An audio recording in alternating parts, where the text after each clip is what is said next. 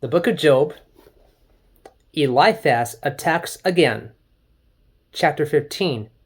You trivialize religion.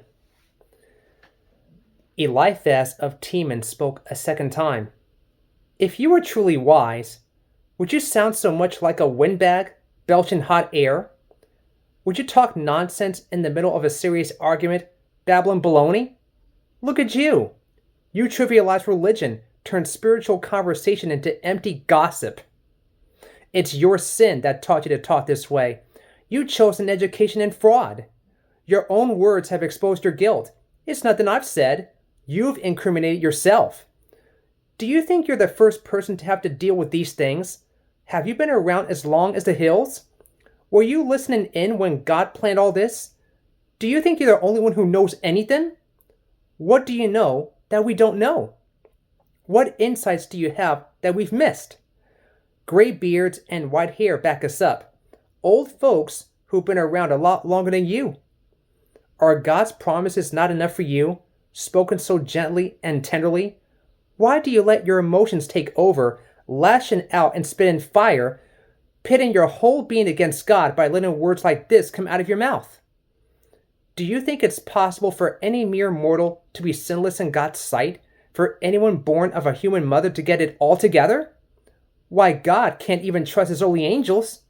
He sees the flaws in the very heavens themselves, so how much less we humans, smelly and foul, who lap up evil like water? Always at odds with God. I have a thing or two to tell you, so listen up. I'm letting you in on my views. It's what wise men and women have always taught, holding nothing back from what they were taught by their parents back in the days when they had this land all to themselves. Those who live by their own rules, not God's, can expect nothing but trouble, and the longer they live, the worse it gets. Every little sound terrifies them. Just when they think they have it made, disaster strikes. They despair of things ever getting better. They're on the list of people for whom things always turn out for the worst. They wander here and there, never knowing where the next meal is coming from. Every day is doomsday.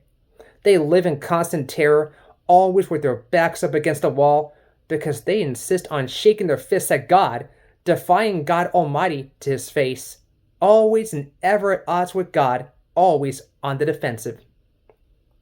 Even if they're the picture of health, trim and fit and youthful, they'll end up living in a ghost town, sleeping in a hovel not fit for a dog, a ramshackle shack. They'll never get ahead, never amount to a hill of beans. And then death. Don't think they'll escape that. They'll end up shriveled weeds brought down by a puff of God's breath. There's a lesson here. Whoever invests in lies gets lies for interest. Paid in full before the due date, some investment.